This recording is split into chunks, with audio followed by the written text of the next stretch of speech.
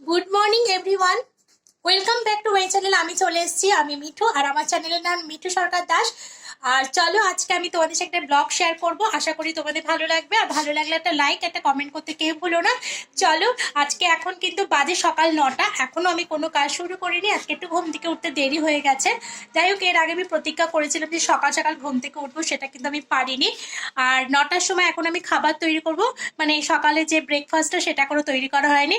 আর সেটা থেকে তোমাদের শুরু করছি। চলো, কি আজকে প্রথমে ব্রেকফাস্টটা করছি সেটা তোমাদের সঙ্গে আজকে শেয়ার করিনি, আর তারপরে কি কি করব সেগুলো কিন্তু তোমাদের সঙ্গে আজকে আমি সব কিছু শেয়ার করব। আর তোমরা একটুখানি ধৈর্য সহকারে ভিডিওটা দেখো, আর দেখার পরে যদি ভালো লেগে তাহলে একটা লাইক কমেন্ট, আর যদি তোমাদের একটু বেশি ভালো লেগে থাকে তাহলে একটু তোমরা শেয়ার করতে পারো, সেটা তোমাদের উপর নির্ভর করছে। ঠিক আছে, তোমরা শেয়ার করবে কিনা সেটা তোমাদের ব্যাপার। চলো তাহলে আমি শুরু করি এখন থেকে আমার ব্লগটা। চলো, লেটস গো। 2,000 years later. দিনটা বৃহস্পতিবার, আর ঘুম থেকে উঠতে উঠতে আজকে 8:30 বেজে গেছে। তা ঘুম থেকে উঠে প্রথমে চা আর বিস্কুট খেয়ে নিয়েছি, তারপর ব্রেকফাস্টের জন্য চলে গেলাম। বরবটি, আলু আর কুমড়ো দিয়ে একটা তরকারি বানালাম, আর রুটি রুটি তৈরি করে নিলাম। চলো এবার ব্রেকফাস্টটা রেডি করি, খেতে দিয়ে দিই। আমিও বসে পড়লাম খেতে। আর রুটির সাথে না একটু মিষ্টি না থাকলে একটুকু ভালো লাগে না, তবে আজকে না ঘরে মিষ্টি ছিল না, কি করব, তার জন্য শুধুই খেয়ে নিলাম। চলো এরপর আমি কিন্তু ঘরে যাব বিছানা তুলতে। আর বিছানা তোলার আগে তোমাদের সঙ্গে একটা কথা শেয়ার করে নিই। এই যে বালিশগুলোকে ঘুষি মারছি না কেন বলো তো, বালিশগুলো না খুব নরম হয়ে গেছিলো, তুলতুলে একদম, মানে আমার বরমশাই বলেছিল বালিশে তুলো ভরতে, তা আমি আর দোকানে না নিয়ে বাড়িতে এসেছিল ওদের কাছ থেকে ভরেছি। ওরা এত তুলো ভরে দিয়েছে, এরপর এত পুরো পাথর হয়ে গেছে, ঘাড়ে এত ব্যথা হচ্ছে কি বলবো তোমাদের। চলো এবার বেডশিটটা ভালো করে ঝেড়ে নিলাম, ঝেড়ে ঠেড়ে আমি এবার সুন্দর করে কিন্তু গুছিয়ে রাখছি।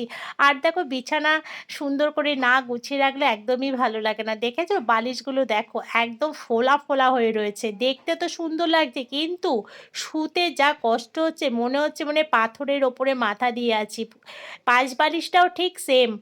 এরপর তোমাদের সঙ্গে আরও শেয়ার করবো এই বালিশ থেকে কি করব। চলো, তো চলো এবার দুপুরে রান্না করতে হবে।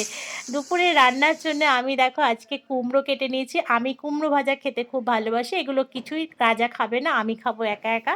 তার নিজের জন্য 4টে আমি কুমড়ো ভেজে নিয়েছি। আর কুমড়ো ভেজে আমি কিন্তু দেখো টিস্যু পেপারের উপরে রেখেছি যাতে তেলটা সোফ হয়ে যায় আর কি। আমি যা কিছু ভাজি সবই টিস্যুর ওপরে রাখি। চলো এরপর আমি আজকে ইলিশ মাছ রান্না করব। তার দুজনের জন্য দুখানা 2 পিস আর কি, 2 পিস ইলিশ ভাজা করে তুলে রাখলাম। এরপর আমি কিন্তু গ্যাসটাকে আবার অন করলাম। অন করে আমি ভাতটা বসিয়ে দিলাম। ভাতের মধ্যে আমার জন্য পেঁপে আর আলু একটু সেদ্ধ দিয়েছি। আমি সেদ্ধ খেতেও ভীষণ ভালোবাসি, প্রতিদিনের খাবারে আমার সঙ্গে সেদ্ধ কিন্তু থাকেই। চলো, এখন বাজে হচ্ছে ঘড়িতে 11টা। এবার তো একটু শরবত খেতেই হবে, যা গরম পড়েছে। তার জন্য ঘরে মিষ্টি দই ছিল, খুব একটা বেশি ছিল না, অল্পই ছিল, তা সেটাকে দিয়ে কিন্তু আমি একটু শরবত বানিয়ে নিলাম। তা এটা কিন্তু তোমরা মিনি ব্লগে পেয়ে যাবে, তার জন্য পুরোটা এখানে দেখালাম না। এবার রাজাকে দিয়ে দিয়েছি আর আমি কিন্তু খেয়ে নিলাম। দুর্দান্ত হয়েছে শরবতটা, ভীষণ, মানে খেয়ে পুরো মানে প্রাণটা মানে জুড়িয়ে গেল, কি বলবো। চলো, শরবত তো এবার খাবো, এবার তো আরও অনেক কিছু রান্না, কত কিছু কাজ পড়ে রয়েছে, সেগুলো সেরে নিই। আমি কড়াইটা বসিয়ে দিয়েছি, এরপর আমি একটু কালো জিরে ফোড়ন দিয়ে নিলাম। চলো এরপর কিন্তু মাছের ঝোল বানাবো, তার জন্য কিন্তু আমি আলু কেটে নিয়েছিলাম, তবে এই আলুটা কিন্তু আমি আজকে বয়েল করিনি, এমনি ভালো করে ভেজে নিলাম।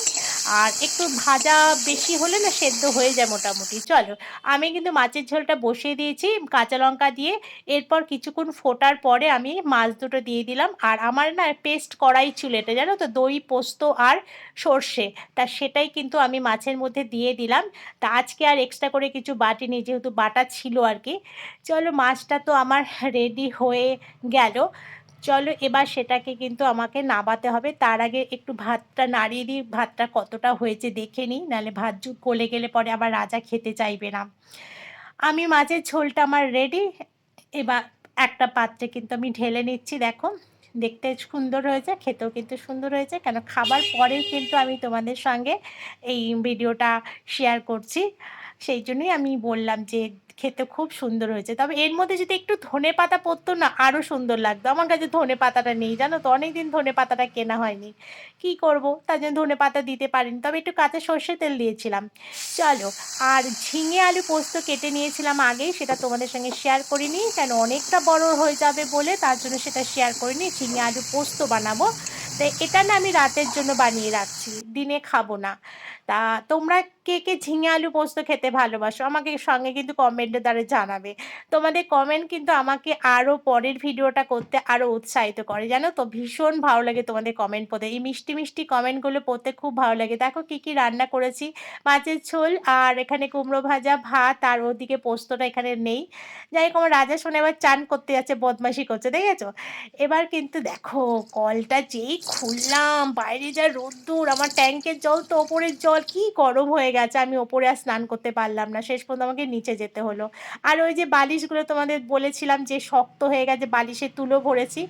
কাঁঠাল গাছটা তোমাদের সঙ্গে পরে আবার শেয়ার করব। এই দেখো কালকে যে বালিশগুলো তৈরি করেছি, বালিশের খোলগুলো না কাঁঠাল গাছের নিচে ফেলে রেখেছিলাম, সেগুলোই কিন্তু আমি এটা প্যাকেট করে রাখলাম, কালকে যারা ময়লা নিতে আসবে ওদেরকে দিয়ে দেবো। চলো একটু আমাদের পুকুরটা তোমাদের সঙ্গে একটু শেয়ার করি। ওই দেখো এটা হচ্ছে আমাদের পুকুর। পরে একদিন আমার পুরো বাড়িটা তোমাদের শেয়ার করে দেব। এবার আমি স্নান টান করে এসেছি, নিচেই চান করেছি আজকে, কেন ওপরে ট্যাঙ্কির জল এত গরম হয়ে গেছে কি বলবো। এসে আমি এবার কিন্তু ঠাকুরকে ধূপ দেখিয়ে দেবো। আমার পুজো দিতে হয় না যদিও, যেহেতু সব আমার শাশুড়ি মায়েরা করে। আমি শুধু আমার ঘরে গুরুদেব আছে, সেখানে আমি ধূপকাঠি দেখাই আর সন্ধে দিই। তারপরে একটু সিঁদুর পরে নিলাম। চলো এবার সিঁদুর টিঁদুর পরা হয়ে গেল, চুল টুল আঁচড়ে নিয়ে তারপর দুপুরে খাবার এবার খেতে বসবো। গ্লাসে আমি জল ঢেলে নিয়েছি। একটু ঠান্ডা ঠান্ডা জল খেতে তো ভালোই লাগে, তার জন্য একটু ফ্রিজের ঠান্ডা জল বের করে নিয়ে গ্লাসে ঢেলে নিলাম। চলো, দুজনের জন্য দুটো থালা কিন্তু আমি পেতে নিয়েছি, এবার ভাতও বেড়ে নিচ্ছি। চলো, সবটাই তোমাদের সঙ্গে শেয়ার করছি। কুমড়ো ভাজা দিয়ে দিলাম, তারপরে এই যে ভাতেগুলো দেখো, এগুলো সব আমি খাবো। ও শুধু মাছের ঝোল দিয়ে ভাত খাবে, ও পোস্তও খাবে না, এখন রাতের জন্য পোস্ত করেছি। ওকে দিয়ে দিলাম মাছের ঝোল। আর বললাম দুটো কুমড়ো ভাজা খাবে, বললো না আমি খাবো না। আসলে আমাদের ভাজা খাওয়া বারণ যদিও, তবে ভাজা খেতে ভালো লাগে বলে একটু মাঝে মাঝে ভাজা খাই। আর ইলিশ মাছে না প্রচণ্ড ডিম ছিল এবারে, কিন্তু সবাই বলে ইলিশ মাছের ডিম থাকলে বলে ইলিশ মাছের স্বাদ হয় না, এটা আমিও জানি। কিন্তু এবারে যে ইলিশ মাছটা এনেছে জানো তো, আর এত ডিম, কিন্তু মাছের স্বাদ প্রচুর। খুব ভালো ছিল ইলিশ মাছটা। চলো খাওয়া দাওয়া করে একটু ঘুমিয়ে নিলাম। তারপর আমার এখানে